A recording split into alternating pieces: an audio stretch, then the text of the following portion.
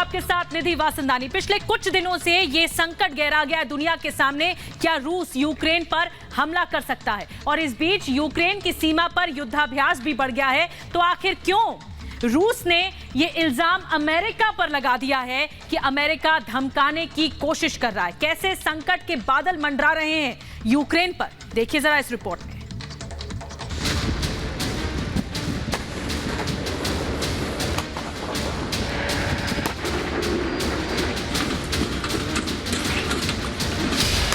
ये ताजा तस्वीरें यूक्रेन की सीमा की है, जहां रूसी सैनिकों ने बड़ा युद्धाभ्यास शुरू कर दिया है।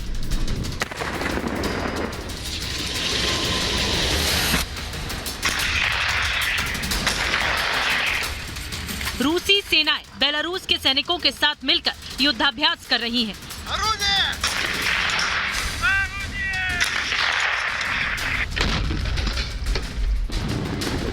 माना जा रहा है कि यूक्रेन से लगने वाली सीमा पर रूस के करीब 1 लाख सैनिक मौजूद हैं और इस महायुद्धाभ्यास के लिए रूस से 2000 स्पेशल कमांडो आए हैं। बताया जाता है कि रूस पहले ही 5000 स्पेशल कमांडो भेज चुका है बेलारूस में।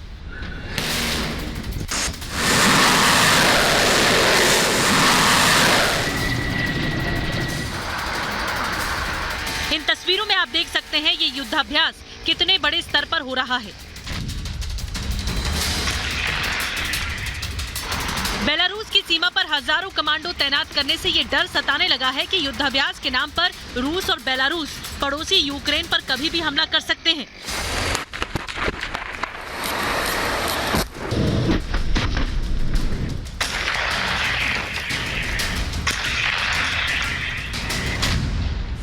खबर है कि इन सभी सैनिकों को ट्रेन की मदद से बेलारूस पहुंचाया गया है। ये रूसी सैनिक दुश्मन के इलाके में घुसकर हमला करने में माहिर हैं। कहा जाता है कि इन्हें स्पेशल मिशन के तहत दुश्मन की हत्या के लिए भी भेजा जाता है।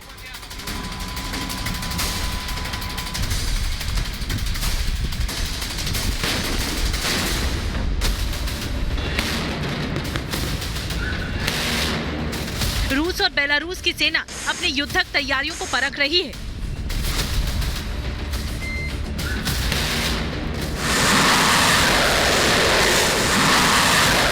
बताया जा रहा है कि इस युद्धाभ्यास का पहला चरण 9 फरवरी को खत्म होगा। इसके तहत हजारों की तादाद में रूसी सैनिक जमा होंगे।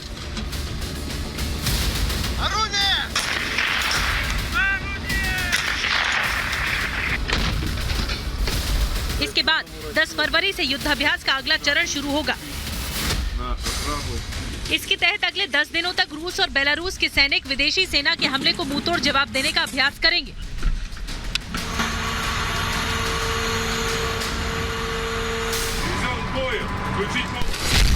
पुतिन का अमेरिका पर निशाना। इस युद्धाभ्यास के बीच रूसी राष्ट्रपति व्लादिमीर पुतिन ने अमेरिका पर निशाना साधा है। पुतिन ने कहा है कि अमेरिका रूस को यूक्रेन के साथ युद्ध शुरू करने के लिए उकसा रहा है। अमेरिका रूस की तरक्की पर लगाम लगाना चाहता है। इसके लिए आर्थिक प्रतिबंध लगाने का बहाना खोज रहा है और इस लक्ष्य को पाने के लिए यूक्रेन का इस्तेमाल कर रहा है अमेरिका। पुतिन ने एक बार फिर यूक्रेन में नाटो के हस्तक्षेप पर नाराजगी जताई है। हालांकि रूस लगातार कह रहा है उसका यूक्रेन पर हमला करने का कोई इरादा नहीं है, लेकिन इसी के साथ उसके सैनिक लगातार यूक्रेन की सीमा पर तैनात होते जा रहे हैं। वो हर जगह बड़े युद्धाभ्यास कर रहे हैं।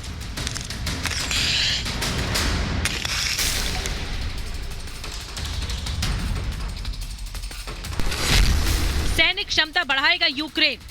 रूसी सैनिकों की गतिविधियां देखते हुए यूक्रेन ने भी फैसला लिया है कि वो अपनी सैनिक क्षमता बढ़ाएगा, क्योंकि रूस की सेना और सैनिक क्षमता के आगे यूक्रेन कहीं नहीं ठहरता। हालांकि यूक्रेन को अमेरिका और नाटो देशों का समर्थन मिल रहा है। अमेरिका तो ये भी कह चुका है कि रूस अगर यूक्रेन पर हमला करेगा तो पुतिन पर भी निजी पाबंदियां लग सकती हैं और रूस को भयंकर नुकसान झेलना पड़ेगा। युद्धाभ्यास या युद्ध की तैयारी, ऐसी आशंका अमेरिका और उसके सहयोगी देश पहले से ही जता रहे हैं कि बेलारूस के रास्ते यूक्रेन पर हमला करने की तैयारी कर रहा है रूस।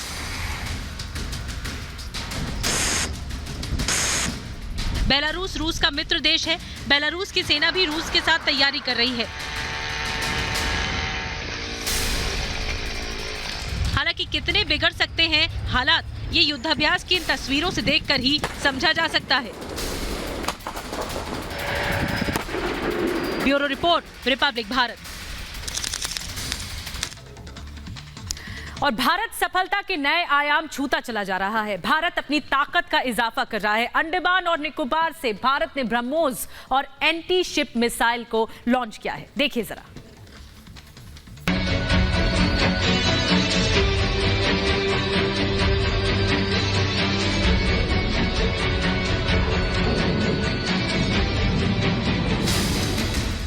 रक्षा क्षेत्र में भारत की ताकत और बढ़ती जा रही है।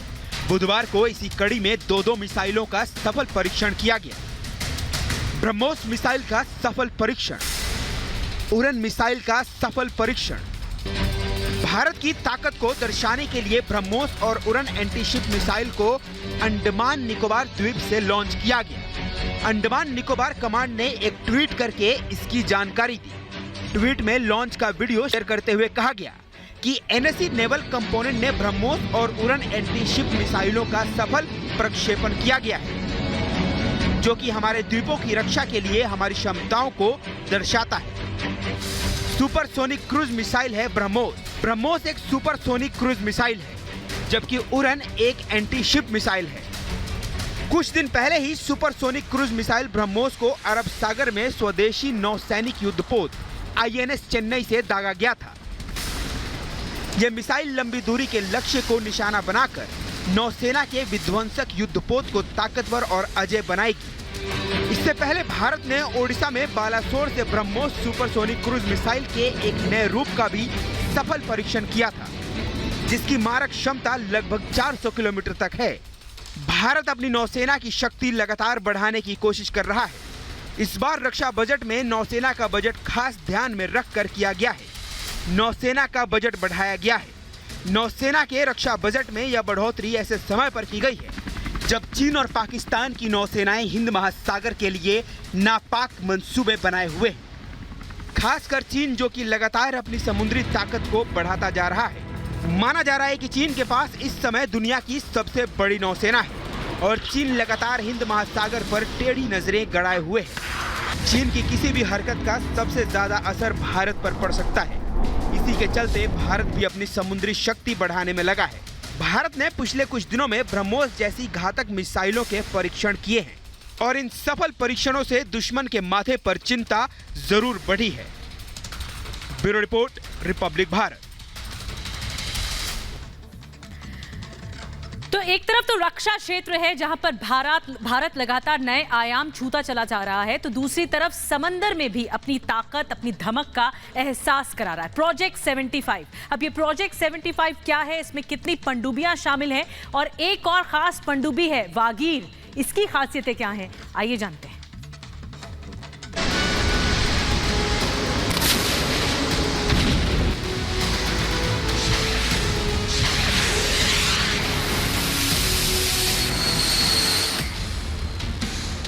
ये माना जाता है कि जिस देश की नौसेना शक्तिशाली है, उस देश को ज्यादा शक्तिशाली माना जाता है। भारत भी लगातार नौसेना की ताकत बढ़ा रहा है और नौसेना का बेहद जरूरी हिस्सा होती हैं पनडुब्बियां, जो घातक हथियारों से लैस होकर पानी के भीतर से ही दुश्मनों पर मारक प्रहार करती हैं। भारत की पनडुब्बी शक्ति भी तेजी से बढ़ रही है। भारत को जल्दी ही एक नई पनडुब्बी की सौगात मिलने वाली है। इस नई पनडुब्बी का समुद्री परीक्षण शुरू हो गया है। भारतीय नौसेना की बढ़ेगी ताकत। प्रोजेक्ट 75 की 5वीं पनडुब्बी वागीर का समुद्री परीक्षण शुरू। भारतीय नौसेना को प्रोजेक्ट 75 के तहत जल्द ही 5वीं पनडुब्बी यार्ड 11,879 की सौगात मिलने वाली है। इसके लिए 1 फरवरी को पनडुब्बी का समुद्री परीक्षण शुरू कर दिया गया है। नौसेना में शामिल होने के बाद इस पनडुब्बी का नाम वागीर रखा जाएगा। बताया जा रहा है कि यह पनडुब्बी अब अपनी सभी प्रणालियों के गहन परीक्षणों से गुजरेगी। इन परीक्षणों के पूरा होने के बाद साल 2022 में ही पनडुब्बी को भारतीय नौसेना को सौंपा जा सकता है। नौसेना में शामिल होते ही इसकी युद्धक क्षमता और बढ़ाई जाएगी। अपनी तरह की वागीर 5वीं पनडुब्बी होगी। ऐसी 4 पनडुब्बियां पहले ही नौसेना में शामिल हो चुकी हैं। प्रोजेक्ट 75 में स्कॉर्पियन डिजाइन की 6 पनडुब्बियों का निर्माण शामिल है। इनमें से 4 पनडुब्बियां कलवरी, खंडेरी, करंज और वेला को पहले ही सेवा में शामिल किया जा चुका है। मेक इन इंडिया के तहत बनने वाली इन पनडुब्बियों को विदेशी कंपनियों की मदद से भारत में मझगांव डाक शिप बिल्डर्स लिमिटेड तैयार कर रहा है। बेहद आधुनिक प्रोजेक्ट 75 पनडुब्बियां। रडार से बचने के लिए पनडुब्बी में आधुनिकतम टेक्नोलॉजी का इस्तेमाल किया गया है। ये कम आवाज करती है, पानी में तेज गति से चलने में सक्षम है। इसमें दुश्मन पर निर्देशित हथियारों से सटीक हमले की भी क्षमता है। यह पनडुब्बी टॉर्पीडो से हमला करने के साथ और ट्यूब से लॉन्च की जाने वाली एंटी शिप मिसाइलों को पानी के अंदर और सतह से छोड़ सकती है। पानी के भीतर दुश्मन से छिपने की क्षमता इसकी विशेषता है, जो पूरी तरह से सुरक्षित है। Bureau report, Republic Bharat. और आपको बता दें, बात देश की करें तो जम्मू कश्मीर में लगातार ऑपरेशन ऑल आउट यानी आतंकियों का सफाया लगातार जारी है। हमारे सुरक्षा बल दिन रात लगे हुए हैं कि कैसे आतंकियों का राज्य से सफाया किया जा सके। वहीं आपको बता दें कि शोपिया में एक आतंकी को ढेर किया गया है और कुल मिलाकर जो आंकड़ा सामने आया है, पिछले 2 सालों में सुरक्षा बलों ने 400 आतंकवादी ढेर कर दिए हैं। देखिए जरा।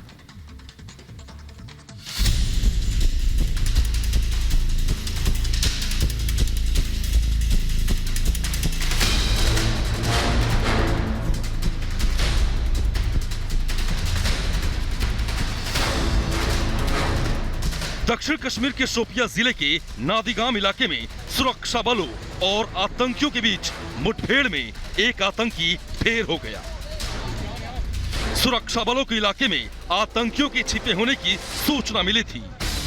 नादिगाम इलाके में आतंकियों की मौजूदगी की गुप्त सूचना के आधार पर कार्रवाई करते हुए सुरक्षा बलों ने इलाके को घेर लिया और तलाशी अभियान तेज कर दिया। बताया जा रहा है कि आतंकी मैदान में छिपे थे। सुरक्षा बलों को अपने नजदीक आता देख उन्होंने अचानक से इन पर गोलीबारी शुरू कर दी। जवाबी कार्रवाई में एक आतंकी मारा गया। कहा जा रहा है कि 2 आतंकी अभी भी फरार हैं और उनकी तलाश की जा रही है। शोपियान साउथ कश्मीर में जो एंटी टेरर ऑपरेशन चलाया जम्मू कश्मीर पुलिस ने, क्योंकि ये ऑपरेशन ह्यूमन इंट पे बेस्ड था और उसके बाद कार्डन एंड सर्च ऑपरेशन लगा दिया जम्मू कश्मीर पुलिस और इंडियन आर्मी ने मिलकर। और यहाँ पर अभी एक टेररिस्ट को जो न्यूट्रलाइज किया गया है, arms and emanations, dead body भी रिकवर हुई है। लेकिन ये टेररिस्ट किस टेरर ऑर्गेनाइजेशन के साथ जुड़ा हुआ था अभी उसकी डिटेल्स नहीं आई है। लेकिन इस ऑपरेशन के बाद जो है कश्मीर पुलिस जोन को बहुत बड़ी कामयाबी मिली है, क्योंकि एक टेररिस्ट जो शोपियान में आज मरा है। घाटी में आतंक के खिलाफ सुरक्षा बलों ने अभियान छेड़ दिया है। बताया जा रहा है कि इस साल अब तक घाटी में 1 दर्जन से अधिक मुठभेड़ों में 18 आतंकवादी मारे जा चुके हैं। नए साल की शुरुआत सुरक्षा बलों ने आतंकियों के खिलाफ अपने अभियान को तेज करने के साथ की है। बताया जा रहा है कि अनुच्छेद 370 हटने के बाद पिछले 2 सालों में करीब 400 आतंकी मारे जा चुके हैं।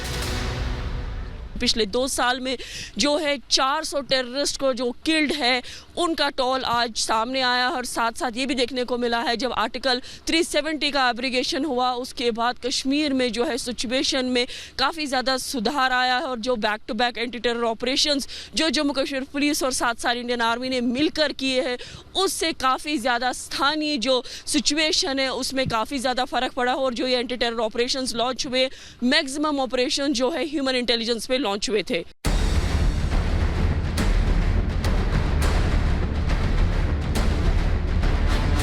घाटी को आतंक मुक्त बनाने के अभियान में लगे हैं सुरक्षा बल।